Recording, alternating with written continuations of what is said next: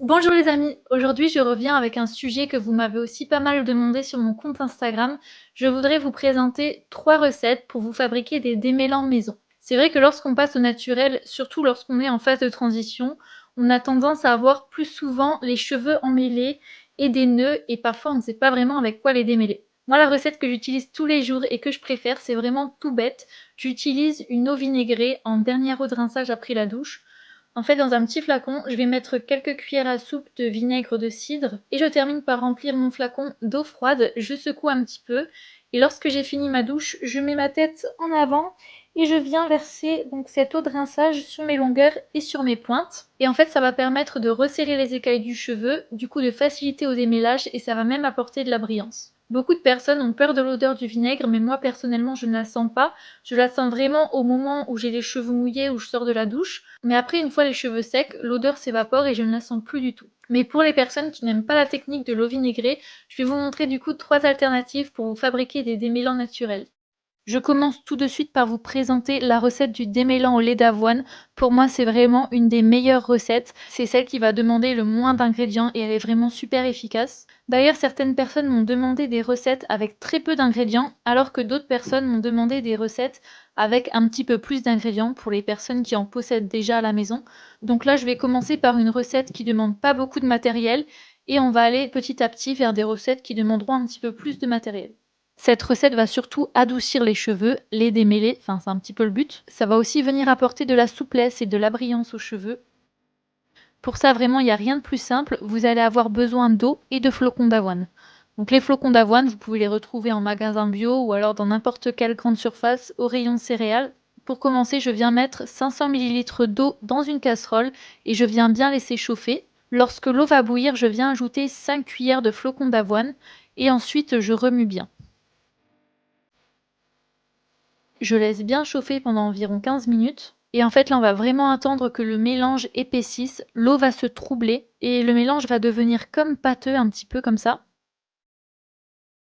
Je continue bien à remuer, à surveiller mon mélange.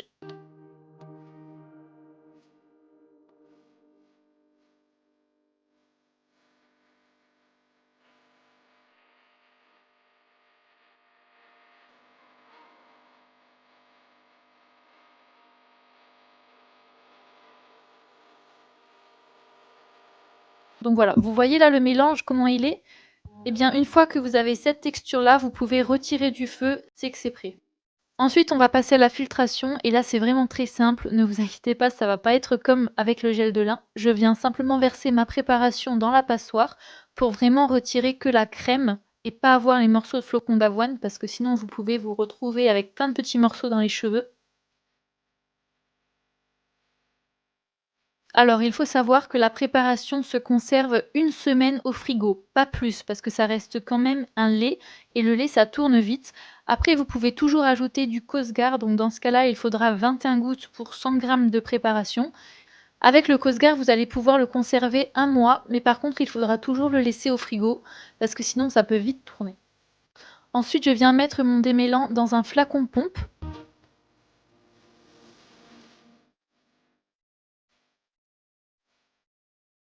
Je me colle une petite étiquette, moi je sais que j'aime toujours bien décorer mes produits. Et voilà, c'est prêt. Vous voyez que vous avez vraiment une belle texture crème, comme un après-shampoing basique en fait. Et donc là, pour l'appliquer, vous avez juste à le mettre sur les longueurs et sur vos pointes. Vous attendez quelques minutes sous la douche et ensuite vous pouvez rincer et c'est prêt. Ensuite, pour la deuxième recette, je voulais vous présenter un spray démêlant. Je me suis dit que ça pouvait être aussi pratique lorsque vous voulez l'emmener avec vous. Cette recette, je l'ai choisie sur Aromazone, donc elle demande un petit peu plus d'ingrédients, mais franchement, les prix sont vraiment accessibles. Je crois que pour le tout, j'en ai eu pour 10 euros, et avec ces 10 euros-là, ben, je peux faire plusieurs fois mon spray démêlant. Donc je trouve que ça vaut le coup quand même. On va utiliser 10 g d'hydrolat de verveine, donc c'est un parfum citronné, frais, et en plus de ça, c'est un adoucissant. Je vais aussi avoir besoin de 30 g d'hydrolat de pamplemousse. Les hydrolats, ce sont des eaux florales qui ont aussi beaucoup de bienfaits pour les cheveux. Donc là, l'hydrolat de pamplemousse, ça va venir tonifier, ça aide à lutter contre la perte des cheveux et ça parfume en même temps légèrement la préparation. Ensuite, je vais utiliser de la protéine de soie qui va aussi aider au démêlage. Et je viens utiliser l'actif Onequat. Je ne sais pas vraiment si je le prononce bien, mais en tout cas, il vous faudra 5 g. Donc cet actif-là, c'est un conditionneur capillaire, donc ça va vraiment faciliter le démêlage, ça va lutter contre la déshydratation des cheveux et ça va en même temps apporter de la brillance. Ensuite, on peut utiliser du Cosgar pour garder la préparation plus longtemps. Et dans ce cas-là, on va venir mettre 20 gouttes pour 100 ml de préparation.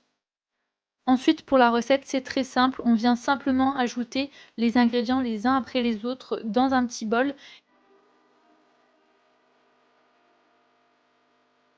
Et je viens vraiment touiller, touiller, touiller.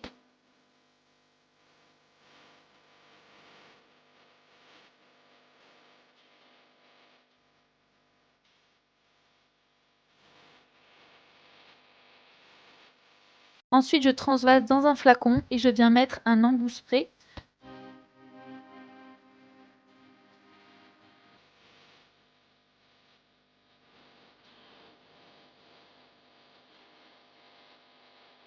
Je pense bien à me faire une étiquette avec la date du jour où j'ai réalisé cette recette pour que je sache combien de temps je peux le garder.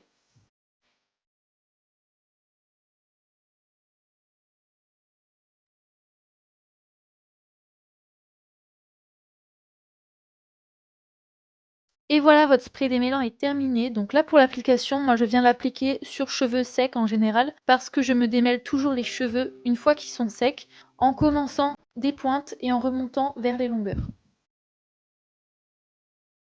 Ensuite, pour la troisième recette, je vais vous présenter ce démêlant au monoeil. C'est encore une recette que j'ai trouvée sur Aromazone. Donc par contre, celle-ci contient un petit peu plus d'ingrédients. Il en faut pour tout le monde. Le seul souci avec cette recette, c'est qu'elle contient du BTMS. Le BTMS, c'est un émulsifiant qui peut avoir une action occlusive pour les cheveux. Donc on va dire que ça démêle super bien, mais ça reste un tout petit peu moins naturel que les deux autres recettes que je vous ai présentées. Donc celle-ci, je la recommanderais vraiment plutôt aux personnes qui sont en phase de transition, qui ont les cheveux très emmêlés, qui ont été abîmés chimiquement, comme par exemple les cheveux qui ont été décolorés, colorés, méchés, permanentés. Eh bien cette recette peut être pas mal pour vous aider à démêler. Lorsque vous voulez passer petit à petit au naturel, ça peut vraiment aider. Pour cette recette, vous allez avoir besoin de 5 ml d'huile de monoeil, de 15 ml d'émulsifiant BTMS. On va utiliser aussi de la provitamine B5, 3,5 ml. On va utiliser aussi une fragrance de monoeil, 36 gouttes. La fragrance, en fait, ça va être une senteur de monoeil. On va avoir besoin de 80 ml d'eau. Dans un bol, je viens ajouter mon eau et je viens mélanger le monoeil plus le BTMS.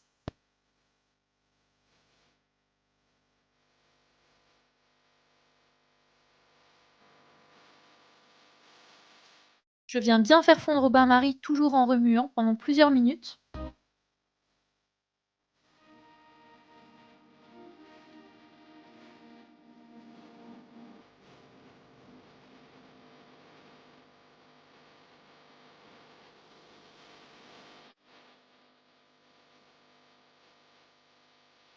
Et une fois que tout a fondu, je viens mettre mon bol, cette fois-ci dans un fond d'eau froide pour laisser un petit peu refroidir. De là, j'ajoute la provitamine B5, ma senteur de monoeil et mon conservateur. Je continue toujours de bien remuer. Et ensuite, je viens transvaser ma préparation dans un pot. Donc là, j'avais récupéré un pot de crème vide que j'avais bien lavé. Et voilà pour la troisième recette.